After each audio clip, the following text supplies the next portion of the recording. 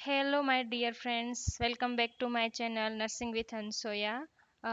Today we will be discuss about the mechanism of the labor. Do you know about the mechanism of the labor? mechanism of labor क्या है, उसमें क्या होता है, आपको पता है? चलो हम स्टार्ट करते हैं with introduction.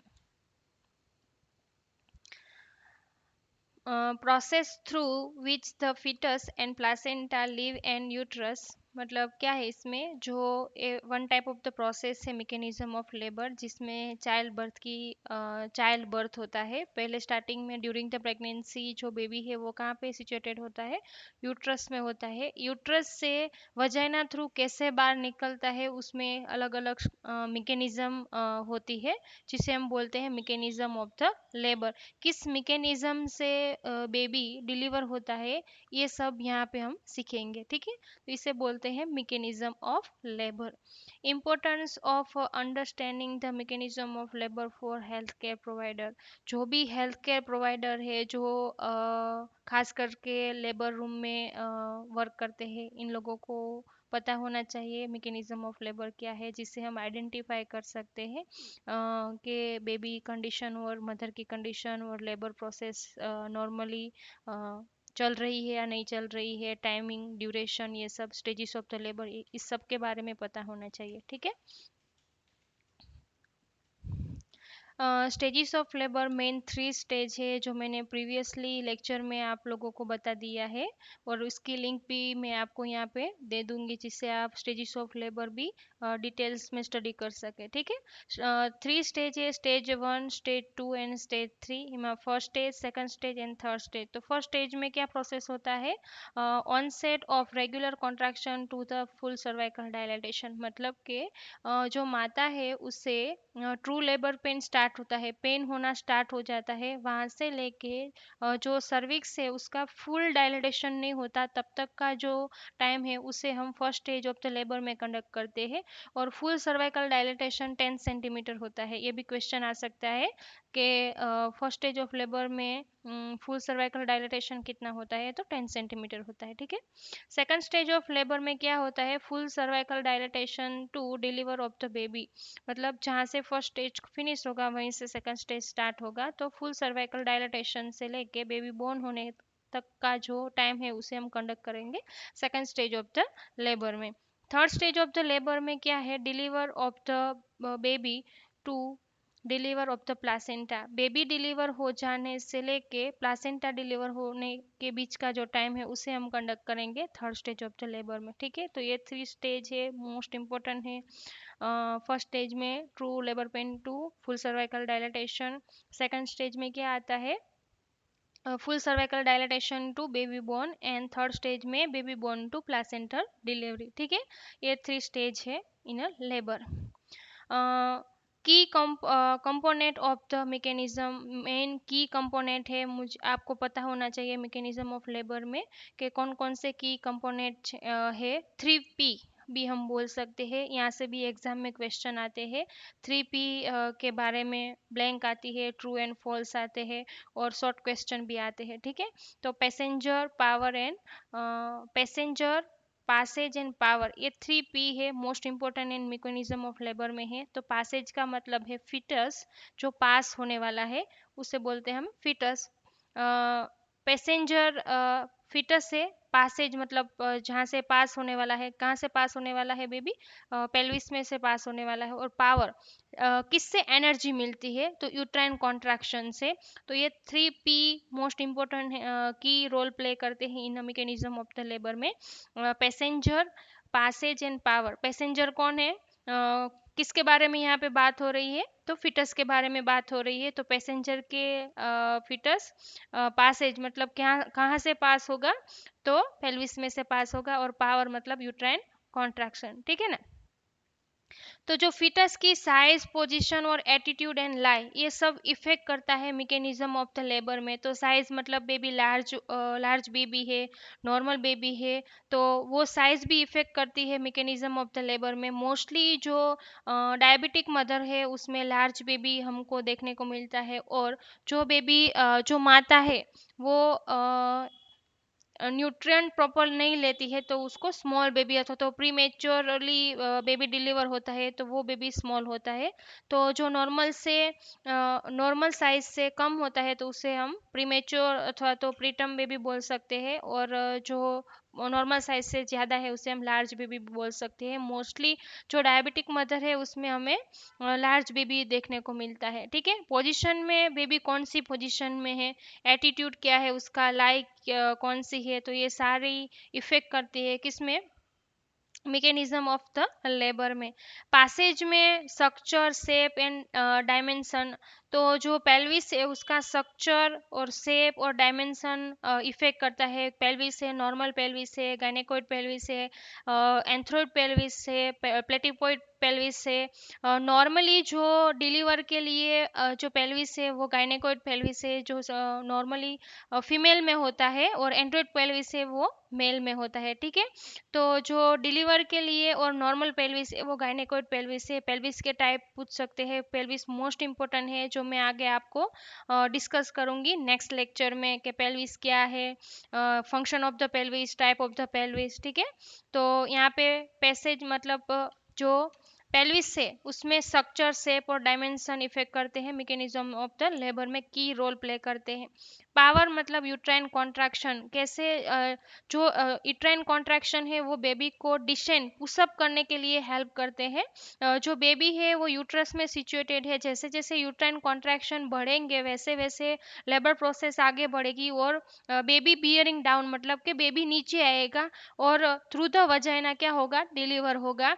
तो frequency, intensity and maternal effort, frequency कितने ड्यूरेशन में कितनी इंटेंसिटी से आता है वो बहुत इफेक्ट करता है। कॉन्ट्रैक्शन प्रॉपर आना बहुत ही ज़रूरी है प्रॉपर मैकेनिज्म ऑफ लेबर के लिए। अगर प्रॉपरली कॉन्ट्रैक्शन नहीं आता है तो जो बेबी है वो बियरिंग डाउन, जो डिसेंडिंग की प्रोसेस है वो प्रॉपरली नहीं होती है, और डिफ़िकल्टी आती है नॉर्मल डिलीवरी में। एंड मैटरनल एफर्ट भी बहुत ज़रूरी है, क्योंकि अगर माता ही खुद अ, अपने आप ही एफर्ट नहीं करेंगी बेबी को डाउन मतलब के वजाइना थ्रू डिलीवर करने के लिए, तो कब एफर्ट डालने हैं वो भी आपको वहाँ पे सजेस्ट करना होगा कि जब आपको कॉन्ट्रैक्शन आते हैं तभी आप नीचे पुश करिए, और जब कॉन्ट्रैक्शन नहीं आता है तब आप रिलैक्स रहिए। इससे क्या होगा, जो माता की जो एनर्जी है वो खामखा क्या नहीं होगी, वेस्ट नहीं होगी। ठीक है, तो कब कॉन्ट्रैक्शन आता है तब जो माता है उसे बोलना है कि वो क्या करे, पुश करे, और जब बिटवीन द कॉन्ट्रैक्शन रेस्ट लेने के लिए और डीप ब्रीथ लेने के लिए बोलना है। ठीक है, तो ऐसे मैकेनिज्म ऑफ लेबर में तीन मेन की है, तीन पी है, like passenger, passage and power most important है। यहाँ से क्वेश्चन भी आते हैं तो आप ठीक से इसे प्रिपेयर करना। ठीक है, नेक्स्ट यहाँ ये भी मोस्ट इम्पोर्टेंट है, एग्जाम में पूछते हैं, वाइवा में भी ऑब्स्टेट्रिक एंड गायनेकोलॉजी में जो वाइवा होता है उसमें भी पूछते हैं। आपको बेबी दे देते हैं और पेल्विस दे देते हैं और बोलते हैं कि आप मैकेनिज्म ऑफ लेबर के हमें समझाइए। तो सबसे पहले आएगा engagement, then descent, then descent continue process है throughout the labor, then flexion, internal rotation of the head, external rotation of the head and expulsion. ठीक है, तो ये मेन स्टेप है मैकेनिज्म ऑफ द लेबर में, मोस्ट मोस्ट मोस्ट आईएमपी है, आपको याद रखना ही है। मैकेनिज्म ऑफ लेबर में अगर आपको ये स्टेप याद रह गए मतलब आपको ये टॉपिक आ गया। ठीक है, तो मैकेनिज्म ऑफ लेबर हम में जो स्टेप है वो देखेंगे एक वन बाय वन। ठीक है, यहाँ पे first of all engagement, engagement मतलब क्या है, एंगेज होना कहीं पे। ठीक है, तो biparietal diameter of the fetal head pass through the pelvis inlet, मतलब के जो यहाँ पे मैंने आपको इमेज दिखाई है। ठीक है, तो ये हेड पेल्विस है और पेल्विस में यहाँ पे हेड है वो क्या हो गया है, एंटर हो गया है। जो इनलेट मतलब सबसे ऊपर का जो पार्ट है इनलेट वहां तक आ गया है। ठीक है, तो इसे हम बोलते हैं एंगेजमेंट। बायपराइटल डायामीटर, कौन सा, बायपराइटल डायामीटर, आगे से ऐसा दिखता है नीचे से ऐसे, देखो इसे हम बोलते हैं एंगेजमेंट ऑफ द हेड। किसका एंगेजमेंट हुआ है? फिटस जो बेबी है उसका हेड किससे एंगेज हुआ है? पेल्विस से, तो इसे बोलते हैं engagement. First step of the mechanism of labour, ठीक है।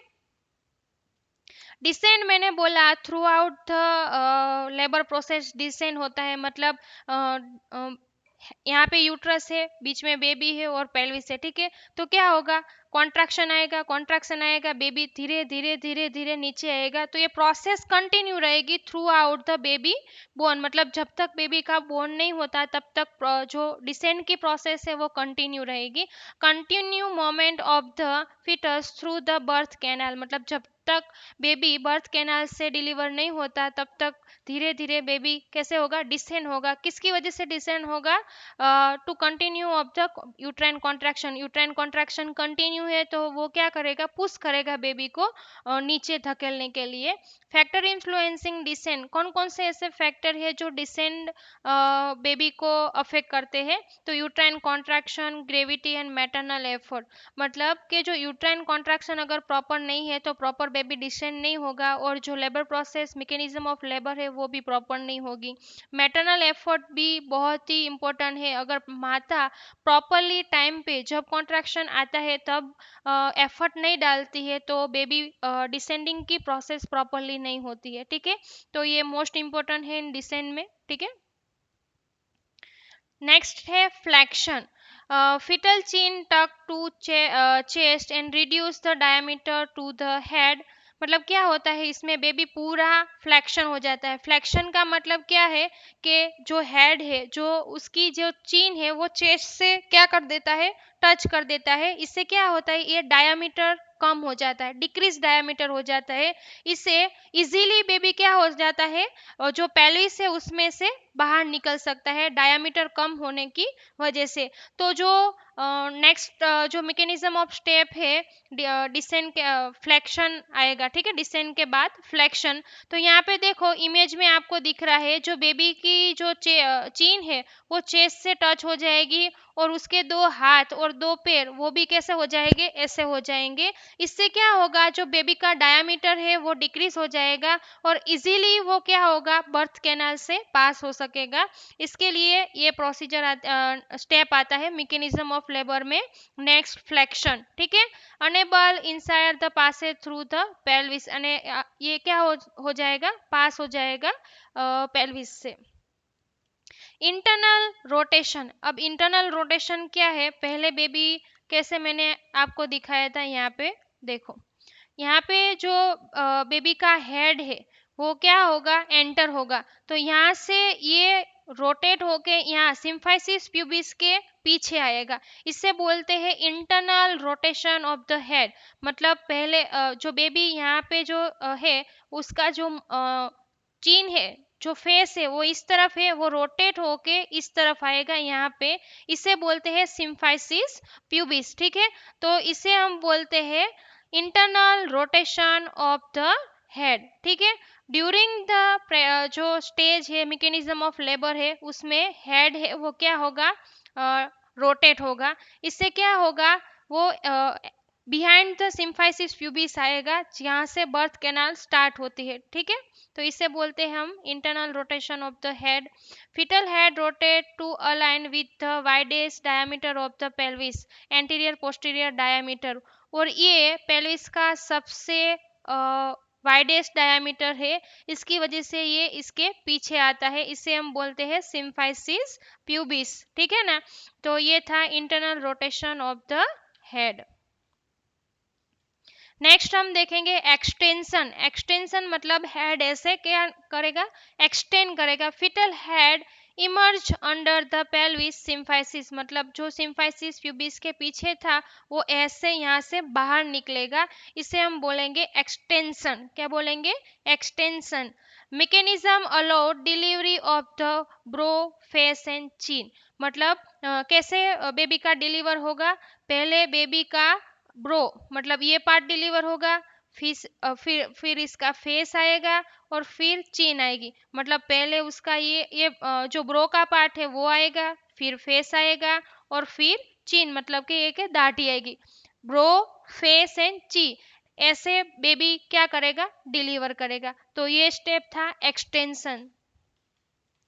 नेक्स्ट आएगा, जैसे इंटरनल रोटेशन होके बेबी इधर से इधर आया था, वैसे ही अब इधर से इधर जाएगा। मतलब पहले जो रोटेट हुआ था वो वापस से जहां था वैसे हो जाएगा। इसे हम बोलेंगे external rotation of the head. और इसे हम रेस्टिट्यूशन भी बोलते हैं, क्योंकि जो बेबी के नेक पे एक नोट आती है वो भी क्या हो जाती है, खुल जाती है, जिसे हम बोलते हैं रेस्टिट्यूशन। यहाँ से भी जो शॉर्ट क्वेश्चन है वो आते हैं, what is the restitution, restitution क्या है, वाइवा में भी पूछते हैं रेस्टिट्यूशन क्या है। ठीक है, तो यहाँ से भी क्वेश्चन आते हैं। External rotation of the head, जो इंटरनली हेड रोटेट हुआ था 1.8 एंड बिहाइंड जो वाइडेस्ट डायमीटर है किसका, पेल्विस का, वहां पे आ गया था, वो वापस से क्या हो जाएगा, जो नोट आई थी नेक में वो वापस से खुल जाएगी, और जिसे हम बोलते हैं restitution. Fetal had returned to its original orientation relatively to the shoulder। मतलब ऐसे हुआ था वो वापस से ऐसे आ जाएगा। ठीक है ना, इसे हम बोलते हैं एक्सटर्नल रोटेशन या तो फिर रेस्टिट्यूशन। नेक्स्ट आएगा एक्सपल्सन। एक्सपल्सन मतलब बाहर निकलना। क्या होता है एक्सपल्सन, मतलब बाहर निकलना। Delivery of the shoulder follow by the rest of the body.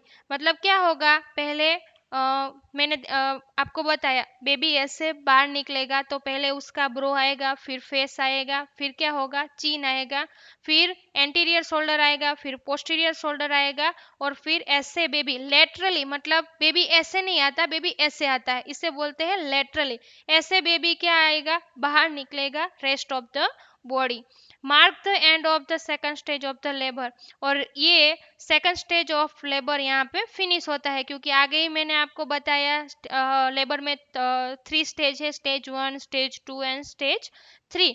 तो फर्स्ट स्टेज में true labour pain to full cervical dilatation. Second stage में क्या आता, full cervical dilatation to baby born. तो यहाँ पे बेबी का बोन हो गया है, तो इसका मतलब end of the second stage, यहाँ पे बेबी का क्या हो गया, बोन हो गया। ठीक है, तो ऐसे बोलते हैं एक्सपल्सन ऑफ द बेबी, अथवा तो एक्सपल्सन इस स्टेप को बोलते हैं मैकेनिज्म ऑफ लेबर में। Next, clinically importance, understanding labour mechanism aids is the managing the complication. अगर आपको पता है कि मैकेनिज्म ऑफ लेबर में क्या क्या स्टेप आता है, किसके बाद क्या प्रोसेस होती है, तो आप मैनेज कर सकते हैं किसी भी कॉम्प्लिकेशन को। लाइक शोल्डर डिस्टोसिया है, एबनॉर्मल प्रेजेंटेशन है। शोल्डर डिस्टोसिया में क्या होता है, जो बेबी वजाइना जो पेल्विस है उसमें जो हेड एंगेज हुआ था, यहाँ पे मैं आपको बताती हूँ। यहाँ पे क्या है, हेड एंगेज हुआ है, उसकी जगह क्या होगा, शोल्डर एंगेज होगा। तो ये एक एबनॉर्मल पोजीशन है जो डिफिकल्ट है और कॉम्प्लिकेशन प्रोसीजर है इसमें मैकेनिज्म ऑफ लेबर में। नॉर्मल सिफालिक प्रेजेंटेशन होता है, वर्टेक्स प्रेजेंटेशन होता है जिसमें हेड प्रेजेंट है। अगर हेड प्रेजेंट ना होके क्या है, शोल्डर है और ब्रिज मतलब के बटक्स का पार्ट है, तो जो लेबर प्रोसेस है वो डिफिकल्ट हो जाती है, कॉम्प्लिकेशन आते हैं बहुत सारे। अगर आपको पता है कि मैकेनिज्म ऑफ लेबर के स्टेप है, तो आप पहले से ही क्या कर सकते हैं, उसे मैनेज कर सकते हैं। ठीक है, तो ये थे mechanism of labour. Any doubts in this topic? If any doubt in this topic, please comment in the below the comment box. Okay, thank you. Like, share and subscribe to my channel. If you want some new topics or new lecture, then comment me in a comment box.